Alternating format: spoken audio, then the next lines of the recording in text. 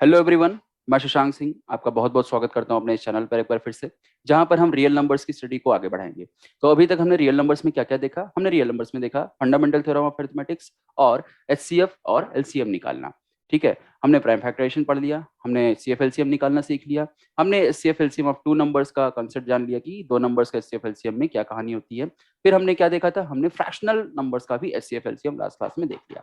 तो जिन लोगों ने अभी तक की क्लासेस अटेंड नहीं की हैं, लेक्चर्स अटेंड नहीं किए हैं, they can go to the videos and then they can go through the lectures. ठीक है, तो इस लेक्चर में हम लोग क्या जानेंगे, इस लेक्चर में हम लोग जानेंगे इरेशनल नंबर्स के बारे में। तो बेसिकली रियल नंबर्स जो था उसमें क्या क्या नंबर्स होते थे। रियल नंबर्स जो था that comprise of two numbers ना। रियल नंबर्स जो होते हैं वो दो नंबर से मिलकर बने होते हैं। कौन कौन से रियल नंबर्स? या तो रैशनल होगा या फिर इरेशनल होगा। बात तो सबको आती है ना। रियल नंबर्स में दो तरह के नंबर्स होते हैं, या तो रैशनल और या तो इरेशनल। अच्छा, रैशनल नंबर क्या होता है? ऐसे नंबर जो कि पी बाई क्यू के फॉर्म में लिखे जाते हैं। और पी और क्यू क्या होते हैं? इसमें पी और क्यू इंटीजर्स होते हैं। ध्यान देने वाली बात क्या है कि जो नंबर्स पी अपॉन क्यू के फॉर्म में आए, प्रोवाइडेड कि पी और क्यू क्या हो, इंटीजर्स हो। बहुत ही इंपॉर्टेंट चीज होती है, हम लोग मिस कर जाते हैं। पी और क्यू क्या होने चाहिए? इंटीजर होने चाहिए। तब वो नंबर क्या कहलाएगा? Rational number. और अगर वो पी अपॉन क्यू के फॉर्म में ना हो, मतलब कि वो रैशनल के फॉर्म में ना हो, तो वो क्या होगा? वो इरेशनल होगा। सिंपल सी बात, जो रैशनल ना हो वो इरेशनल। तो रैशनल और इरेशनल दोनों मिला के जो नंबर्स बनते हैं वो होते हैं रियल नंबर्स। तो अब हम जानते हैं कि इरेशनल नंबर्स की क्या कहानी होती है। तो हम ये तो एक बात तो जानते हैं कि पी अपॉन क्यू के फॉर्म में नहीं होना चाहिए। ठीक है, दूसरी चीज क्या कि ये जो भी नंबर्स होते हैं ना, इनका जो डेसिमल एक्सपेंशन होता है वो कैसा होता है? नॉन टर्मिनेटिंग नॉन रिपीटिंग होता है। कैसा होता है decimal expansion? Non terminating non repeating. ना तो ये टर्मिनेट करते हैं ना ही ये रिपीट करते हैं। और ऐसे नंबर्स किस फॉर्म में होते हैं? हमेशा सर्ड्स के फॉर्म में होते हैं। सर्ड्स के फॉर्म में मतलब स्क्वायर रूट या क्यूब रूट के फॉर्म में आते हैं। ठीक है, नॉन टर्मिनेटिंग नॉन रिपीटिंग।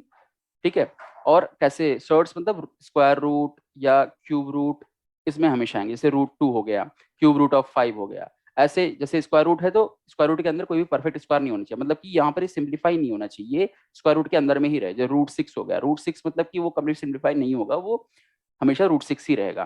तो उसको जब हम सॉल्व करेंगे तो वो हमेशा एक non terminating non repeating number देगा। ठीक है, तो ये बात हुई किसकी? रैशनल की। तो इस पे कॉन्सेप्ट एक हम पहले तो थ्योरम पढ़ेंगे, उस थ्योरम से हम जानेंगे कि कैसे इसको इरेशनलिटी में यूज करते हैं। तो थ्योरम क्या होता है? थ्योरम होता है कि अगर पी कोई प्राइम नंबर है और ए कोई पॉजिटिव इंटीजर है, दैट इज नेचुरल नंबर, तो अगर पी ए स्क्वायर को डिवाइड कर रहा है तो वो जो पी है, जो प्राइम नंबर है, वो ए को भी डिवाइड करेगा। ठीक है, बात समझ में आती है? पी अगर कोई प्राइम नंबर है, एक अगर कोई पॉजिटिव इंटीजर है, तो पी अगर ए स्क्वायर को डिवाइड कर रहा है तो वो पी ए को भी डिवाइड करेगा। ठीक है, तो इस बात को हम सॉल्व प्रूव करते हैं। कैसे प्रूव करेंगे ये देखते हैं। तो सबसे पहले हम p को क्या मानेंगे कि लेट भाई, हर नंबर को हम उसके प्रोडक्ट ऑफ प्राइम्स के फॉर्म में एक्सप्रेस कर सकते हैं। हर नंबर का हम क्या कर सकते हैं? प्राइम फैक्टराइजेशन कर सकते हैं। तो हम इस a को भी प्राइम फैक्टराइज कर लेते हैं। तो a इज इक्वल टू क्या हो जाएगा? लेट से कि p1 into p2 into p3 up to pn। ठीक है, यहाँ पर p1 p2 p3 pn ये सब हैं क्या? p1 p2 p3 up to pn are primes. ठीक है, तो ए स्क्वायर क्या होगा?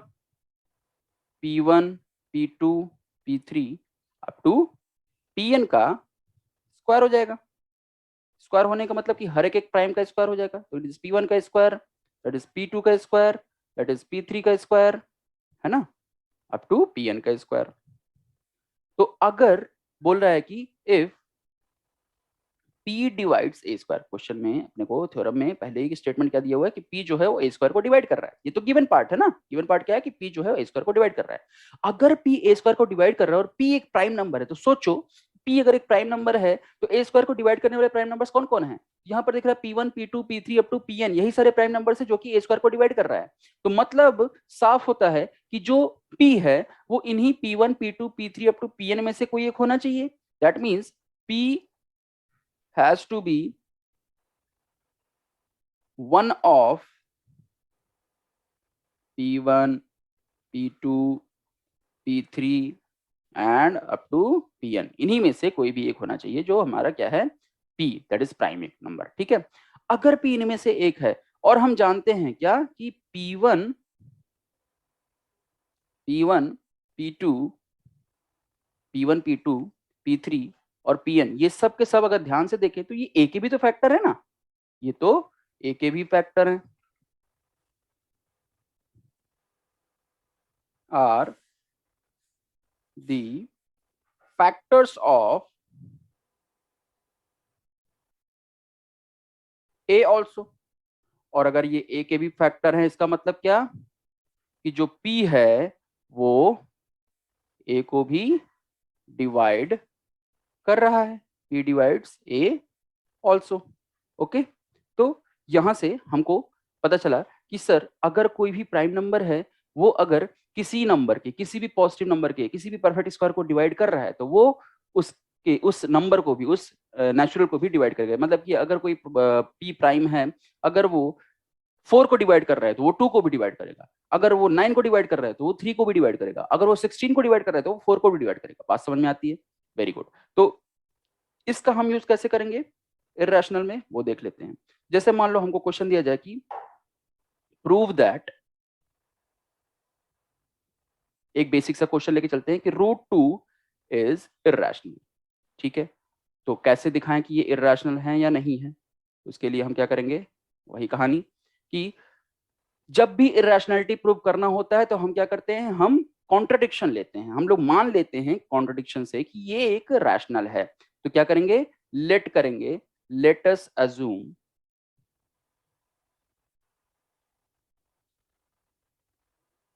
To the contrary, to the contrary that √2 is rational. इसका मतलब क्या, मतलब ये हुआ कि अगर √2 रैशनल है तो वो P अपॉन Q के फॉर्म में आएगा, और P अपॉन Q के फॉर्म में आएगा जहां पर P और Q क्या होने चाहिए, को प्राइम होने चाहिए। ये कंडीशन होगी किसकी, रैशनल की, P और Q में कोई कॉमन फैक्टर ना हो, P एंड Q आर को prime and Q not equal to 0, denominator 0 नहीं होना चाहिए। तो यहां से P आ जाएगा कितना, √2 टाइम्स ऑफ Q। ठीक है, ऑन स्क्वायरिंग बोथ साइड्स क्या हो जाएगा, on squaring both sides we get कि P square is equal to 2 times of Q square. ठीक है, p square equal to 2 times of Q square. इसका मतलब क्या हुआ कि P स्क्वायर जो है वो 2 का मल्टीपल है, मतलब कि 2 जो है वो P स्क्वायर को डिवाइड कर रहा है ना, तो 2 डिवाइड्स P स्क्वायर। और अगर 2 डिवाइड्स P स्क्वायर, अभी हमने पढ़ा ये थ्योरम कि अगर कोई प्राइम नंबर किसी ए स्क्वायर को डिवाइड करे तो वो प्राइम नंबर ए को भी डिवाइड करेगा, मतलब कि इस थ्योरम का अब हम यहाँ पर यूज करेंगे। तो ये क्या कह रहा है, ये इंप्लाई कर रहा है कि 2 जो है वो P को भी डिवाइड करेगा, 2 डिवाइड्स P ऑल्सो। ठीक है, तो लेट कर लेते हैं अपन लोग कि अगर 2 P को डिवाइड कर रहा है तो P को हम मान लेते हैं क्या कि P जो है वो 2 का मल्टीपल है, तो P को हम ले लेते हैं कितना, 2 टाइम्स ऑफ R। ठीक है, तो क्या हो जाएगा यहाँ से, हम जानते हैं P स्क्वायर बराबर 2Q स्क्वायर, तो 2R का whole square is equal to हो जाएगा 2Q स्क्वायर। इसका मतलब क्या कि 4R square is equal to, ध्यान से सुनना इस चीज को, बहुत ही आसान सा तरीका है, सिर्फ उस थ्योरम का यूज करेंगे और बेसिक अपने नॉलेज को, बेसिक अंडरस्टैंडिंग को यूज करते चलेंगे, हमारा ये प्रूव हो जाएगा। तो यहाँ से क्या मिला, 4R square equal to 2Q square. अब हम क्या करते हैं, हम लोग करते हैं सिंप्लीफिकेशन।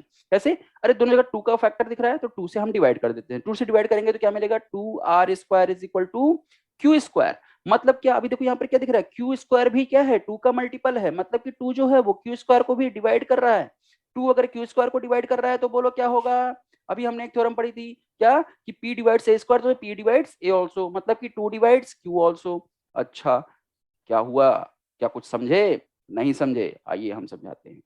2 डिवाइड्स क्यू ऑल्सो, तो क्या दिख रहा है सर कि यहाँ पर 2 एक ऐसा नंबर है जो कि P और Q दोनों को डिवाइड कर रहा है, मतलब कि 2 P और Q का कॉमन फैक्टर है। क्या, क्यों भाई, 2 जो है वो P और Q का कॉमन फैक्टर है। तो since P and Q has common factor of 2। तो ये कॉन्ट्रडिक्ट कर रहा है इस फैक्ट को कि पी और क्यू कोप्राइम होना चाहिए, क्योंकि हमने बोला था कि पी और क्यू कोप्राइम हो। दिस कॉन्ट्रडिक्ट्स, उस सच्चाई को झुठला रहा है। This contradicts the fact that this contradicts the fact that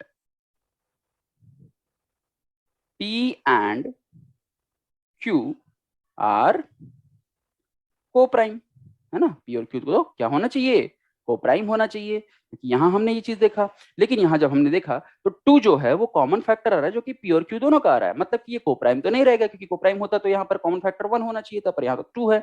ठीक है, इसका मतलब क्या हुआ कि this contradiction has arisen.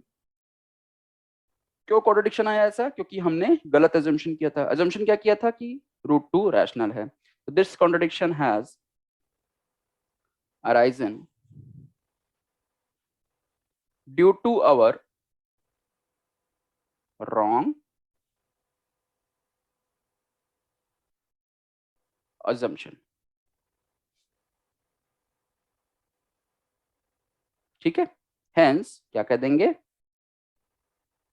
√2 is irrational. √2 क्या हो जाएगा, इर्रेशनल। बात समझ में आई। तो इस तरह से हमने देखा कि √2 को कैसे इर्रेशनल बताना है। ऐसे ही हम √5, √3, √6 ऐसे जितने भी नंबर्स हैं जो कि परफेक्ट स्क्वायर नहीं होते, हम उन सबको भी इसी तरीके से सेम डिट्टो सेम यही मेथड से हम बता सकते हैं कि वो रैशनल इरैशनल है, और कैसे है, क्या तरीका होगा, क्या प्रूफ होगा, हम हर एक को हम प्रूव कर सकते हैं। Okay, so this is all for today. Thank you, have a nice day, bye bye.